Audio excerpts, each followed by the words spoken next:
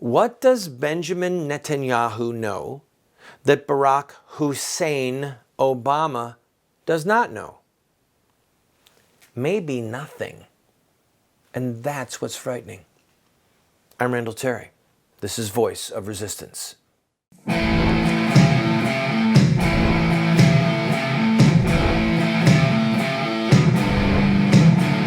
Those who forsake the law praise the wicked. Those who uphold the law resist them. Welcome to the Voice of Resistance. Here's your host, Randall Terry. Towards the end of this program, we will play one clip from a congressman, if we've got time, for comic relief, his reaction to what Benjamin Netanyahu said. And President Obama, by the way, his first reaction was, I didn't watch the speech, I read the transcript, nothing new there. Then, thanks to the good folks at Politico, the White House actually delivered a response through Politico, which is a news magazine. The Washington Post, who is a friend of Obama, has been saying the White House needs to respond. They have to respond responsibly, accurately to what Netanyahu said, because so far their response isn't cutting it. Because as we'll see with the response that the White House gave through Politico, they are saying that, that Iran will in fact have nuclear weapons. All right, let's pick up where we left off on yesterday's program. And by the way, if you missed it, please go to our website. Please go to our website and watch it, voiceofresistance.com. And if you're enjoying the show, send a link to your friends. Just go, load up one of the videos, and then click however you do that stuff, and send a link to your friends and say, hey, watch this. Watch what Randall Terry is saying. And maybe you can help spread the word by going to people that you think would actually like an insightful program hosted by somebody who understands Orthodox Islam. So let's return to the question I asked at the beginning. What does Prime Minister Netanyahu know that President Obama doesn't know? Maybe nothing. And perhaps therein lies the problem, as we'll see. Let's start with the quote that we ended yesterday's show on. In this deadly game of thrones, there's no place for America or for Israel. No peace for Christians, Jews, or Muslims who don't share the Islamist medieval creed. No rights for women, no freedom for anyone. So when it comes to Iran and ISIS, the enemy of your enemy is your enemy. All right. They are going to be our enemy. Iran might be helping us right now to kill some of the Islamic State guys, but it's not for us, it's for them. It's because they do not want a strong Sunni Muslim opposition in the area. They want to dominate the entire region with Shiite Islam, not Sunni Islam. And as I've covered many times in this show, it's about a fight that started within the first generation after Muhammad's death, whether or not the Shiite of Ali, the party of Ali, believed that a blood relative of Muhammad must be the leader. The Sunnis said no, it could be any devout Muslim. And that fight was bloody, horrific, killing. I mean, the killing was horrible from square one. And it goes on to this day. So, next clip, please. The difference is that ISIS is armed with butcher knives, captured weapons, and YouTube, whereas Iran could soon be armed with intercontinental ballistic missiles and nuclear bombs. We must always remember, I'll say it one more time, the greatest danger facing our world is the marriage of militant Islam with nuclear weapons. To defeat ISIS and let Iran get nuclear weapons would be to win the battle but lose the war. We can't let that happen.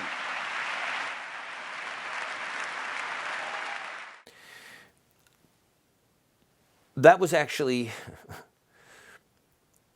Islamic State with a butcher knife, stolen weapons, YouTube, but Iran with intercontinental ballistic missiles. What he said was accurate. Right? I want to quote again. The greatest danger facing our world is the marriage of militant Islam with nuclear weapons. He gets it. It's the wedding of nuclear weapons with an ideology. That's what we have here, folks. Islam is a religious, financial, military, political blueprint for how the world should be run. It's not just a faith. Like, you go to the mosque once a week and say a few prayers. No, it's a blueprint for the behavior that is acceptable and the behavior that is not acceptable, for what people are allowed to do in the streets, what they're allowed to say publicly, what they're allowed to read, what they're allowed to publish. It is a blueprint for the subjugation of the world. And Muhammad and his successors had weapons, and they used them. If you look at a map of the Islamic area of the world, all of it was conquered. None of it came in through preaching. None of it, including Saudi Arabia. It was all through bloodshed and the terror of the sword. Without the sword in Islam's hand, it would perish. But what would happen if in the hand of militant Islam was a button to push, launch, launch, launch with nuclear warheads? What if an Islamic state, an Islamic government, was willing to be martyred? What if they said, if we blow up this country or that country, God will reward us. We'll probably be killed for it. There'll probably be a retaliatory strike. But we would all go to heaven.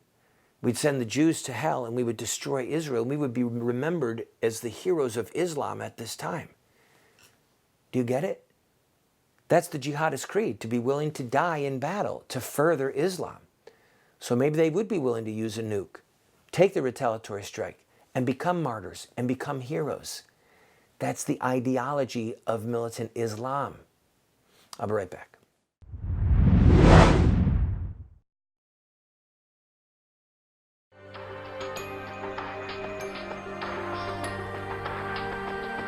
You have two choices. I mean, you can try to raise your children by design, or you will raise them by default. There are no perfect parents. We're going to get it wrong sometimes. If we have a plan, we've got a better chance of getting it right in the long run. There is something deep within the heart of every human being that longs for parental acceptance and approval. When does a boy become a man? Get a group of guys around and ask them that question. I don't think there's a certain age. Some men stay boys their whole life. I would say, 16, 18 years old. Wow, that's a good question. When they get bar mitzvah. Well, I think when he has a child. So I just became at 56, 56 years old. Without the power of the Holy Spirit changing us and giving us power over our sin, we can't hope to be the dads that our kids need us to be.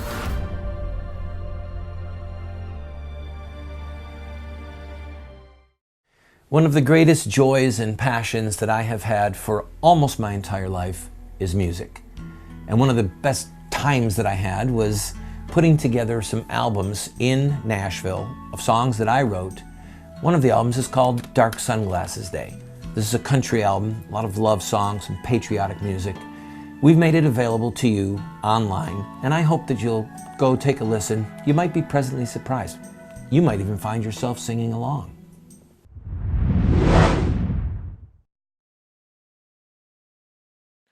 Let me clarify and emphasize something that I said at the end of the last segment. Let's say that a person or a group of people become really devout Muslims. Let's say one person, and they are committed to killing and, if need be, dying for the cause of Islam and to spread Islam. So some people give them a vest, a bomb vest, and they say, yes, I'll use it. And they use it. They blow up a bus. They kill everyone. They kill themselves. Okay? That is a part of the ideology of Islam. That's the way Muhammad recruited people to fight in battles, so that they said, as long as you face the enemy, don't retreat, and you die in battle, you go to paradise. So what if somebody had the same ideology and had a nuclear weapon? They knew that they would be able to kill a lot of the enemy and that they would die in the process and thereby get to heaven. I have not heard one analyst even discuss this, but it's a very viable option based upon the history of Islam. Let's take these next segments and watch them. Okay. if the deal now being negotiated is accepted by Iran. That deal will not prevent Iran from developing nuclear weapons. It would all but guarantee that Iran gets those weapons. All right, now, he goes on to say, and I'll just capsulize it for brevity, number one, the deal allows them to keep their entire infrastructure. They don't have to destroy anything. Nothing. I mean, we saw people try and stop North Korea from getting the bomb, and they've got the bomb. Okay? Now, the second thing is that what Netanyahu pointed out is that by keeping the deal that is being discussed, in 10 or 15 years, just a little slower, they're going to be able, by keeping the deal, to gather the plutonium that they need, the uranium that they need, to create the bomb, or an arsenal of bombs. That's why Netanyahu is so frantic, so determined for his country to stop these people. And as I'll show at the end of the show, the president didn't say he was wrong. And that's what's frightening. All right, play this next clip. Ladies and gentlemen, I've come here today to tell you we don't have to bet the security of the world on the hope that Iran will change for the better. We don't have to gamble with our future and with our children's future. We can insist that restrictions on Iran's nuclear program not be lifted for as long as Iran continues its aggression in the region and in the world.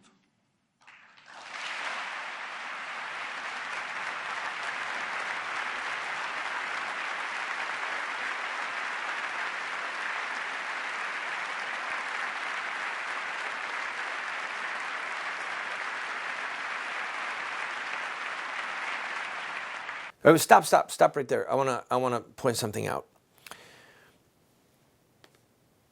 The phrase "wait till they stop aggression." That's tantamount to saying just wait till Islam gives up the sword. They're not going to stop aggression. Islam has never stopped aggression, ever, in its 1,400 years of history. That's how it spreads. If you took the sword, and by the sword I mean force, okay? Whether it's guns or literal swords or daggers or whatever, I mean force, violence. If you take the sword out of Islam's hand, Islam perishes of its own weight because it's so oppressive. The sword is what sustained the Greek pagan gods and then the Roman pagan gods because everyone was afraid. They had to obey, they had to worship, till the Christians came along. And they said, we're not going to burn incense to Caesar. Anyway, let me finish the rest of this portion of the speech, and then we'll take a break. Go ahead. Before lifting those restrictions, the world should demand that Iran do three things. First, stop its aggression against its neighbors in the Middle East. Second,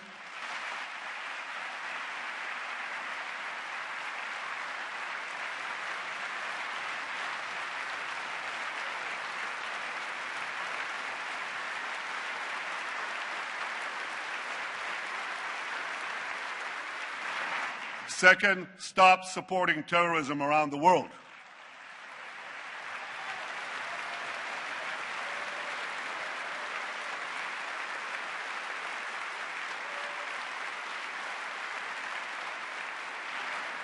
And third, stop threatening to annihilate my country, Israel, the one and only Jewish state. All right, there you have it. People standing, cheering, screaming, clapping, save the state of Israel from Iran. I'll be right back.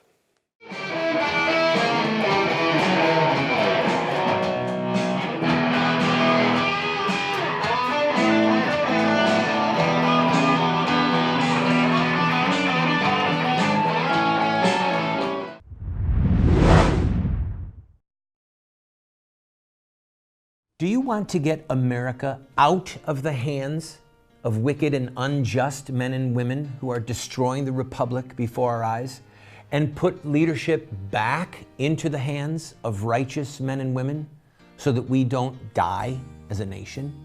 Well, you're talking about social revolution, And there are rules in social revolution.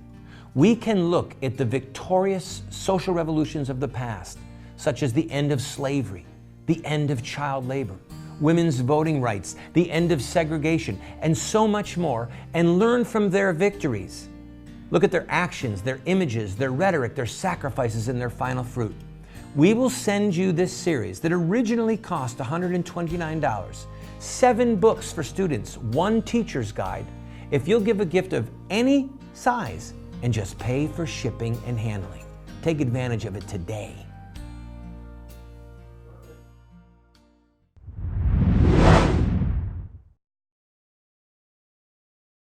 Coming up, the Obama administration's lame response, almost confirming what Netanyahu is saying. But first, I want to play a few more clips.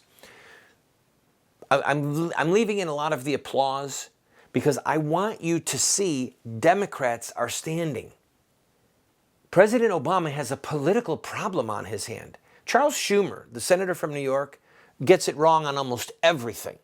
This is a man who is an enemy of righteousness. But Schumer agrees with Netanyahu on most or all of what he's saying. And when some of those Senate Democrats that are pro-Israel and know that this deal is a danger to Israel and to all of humanity, when they start getting on board, Obama's got big problems. So I'm going to leave the clapping in a little bit so you can see the Democrats standing. Let's play the first one.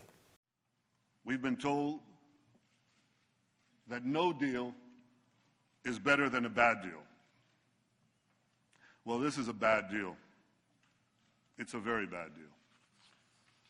We're better off without it.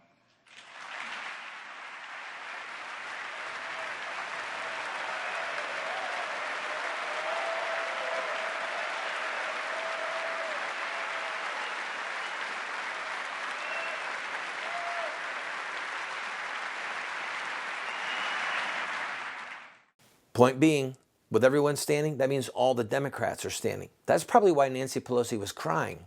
All right, next one. But I can guarantee you this. The days when the Jewish people remain passive in the face of genocidal enemies, those days are over.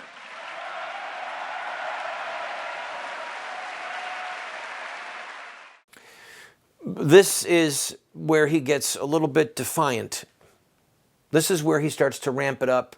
This section really would be, in some aspects, for the Jewish people here in America and clearly for the Jewish people back in Israel. Next clip, please. We are no longer scattered among the nations, powerless to defend ourselves. We've restored our sovereignty in our ancient home, and the soldiers who defend our home have boundless courage. For the first time in 100 generations, we, the Jewish people, can defend ourselves.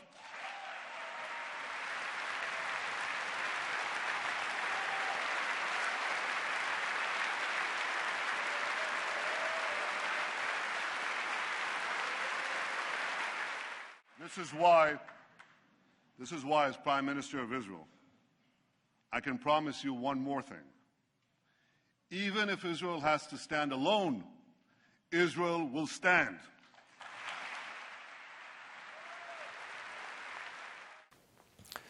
All right, I put 2 clips together there. This was Netanyahu saying, remember what Menachem Begin did? He took out the nuclear facility in Iraq. He didn't wait for America. The American government was against what the Jews did. But because of what Israel did, America did not have to face a nuclear-armed Saddam Hussein in Iraq I or Iraq II. The Jews were right with their preemptive strike. And I think that Netanyahu is saying, look, we can defend ourselves, and if we have to stand alone without America, we will. I mean, when he went on to say, no, but we know that America's with us, but if they're not, we will act because we will not be annihilated. All right, I'm going to take a quick break. When we come back, I want to show you the Obama response through Politico. And, friend, it's actually frightening. What does Prime Minister Netanyahu know that President Obama doesn't know? maybe nothing.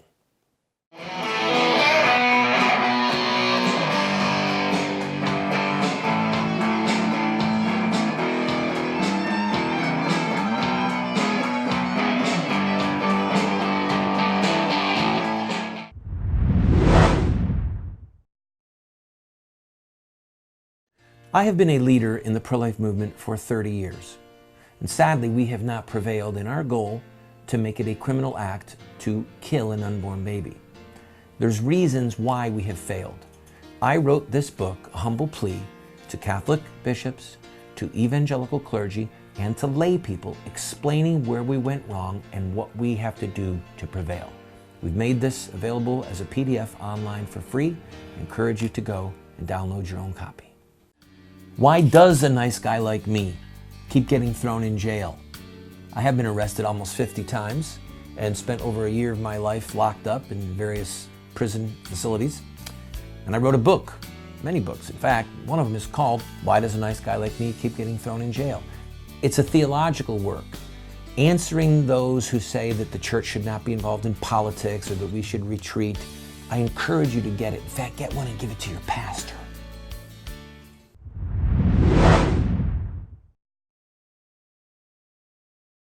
Please do what you can to buy this book, The Last Lion Alone.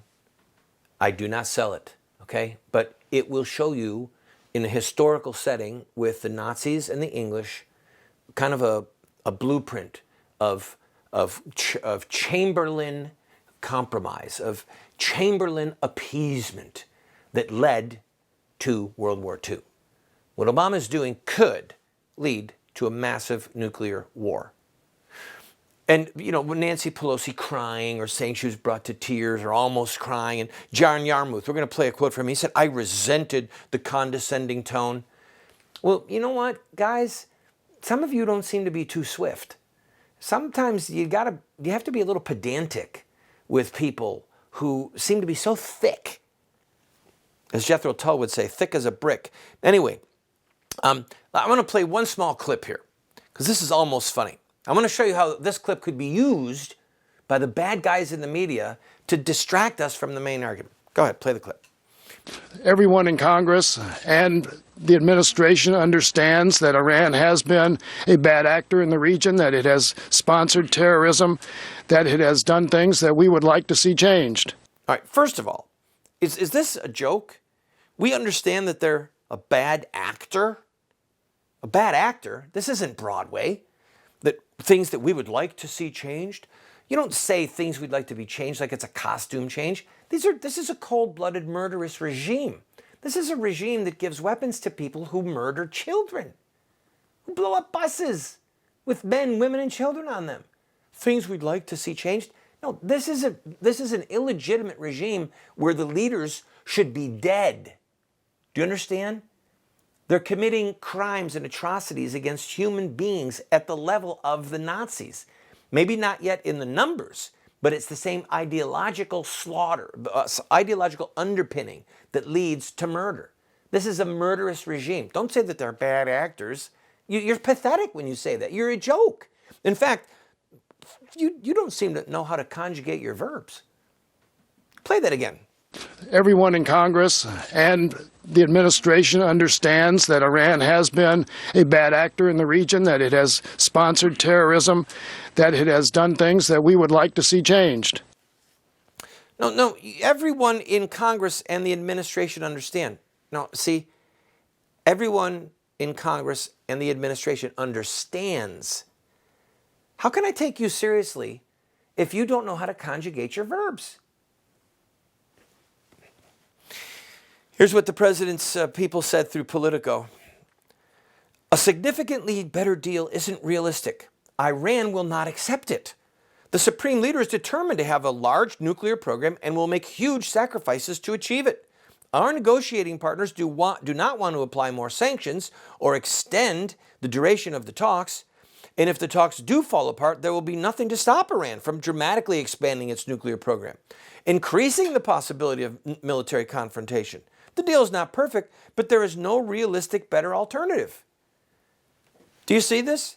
This is Obama admitting that they're going to get nuclear weapons. This is the best we could do because Iran won't accept the deal. Who says Iran has to accept the deal? We have the force available at our disposal to ensure that they accept the deal.